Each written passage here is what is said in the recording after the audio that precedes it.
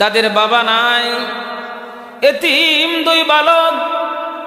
নবীজি আমার তাদেরকে ডাক দিলেন, হে বালকদ্বয়, তোমাদের কাছ থেকে জায়গাটি খরিদ করতে চাই, কিনতে চাই, এই জায়গায় মসজিদ নির্মাণ করতে চাই। ওই বালকদ্বয় এতিম যাদের বাবা নাই, তারা বলতে লাগলো, ইয়া রাসূলুল্লাহ, ইয়া হাবিবাল্লাহ, আমাদের বাবা নাই, আমাদের বাবা নাই। বাবা দুনিয়ার জমিন থেকে বিদায় হয়ে গেছে।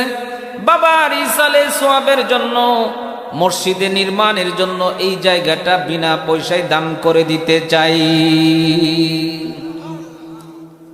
আল্লাহ রাসূল বললেন, না, তোমরা দান করলে জায়গাটা নেব না, বরং আমি বাজার মূল্যে জায়গাটা কিনতে চাই। সুবহানাল্লাহ।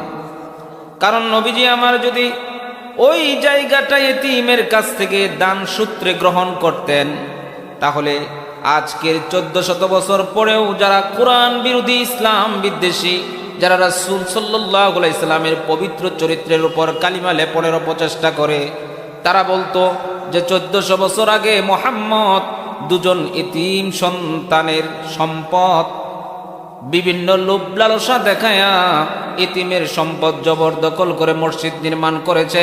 এই ধরনের অহেতুক অবান্তর কথা বলতো।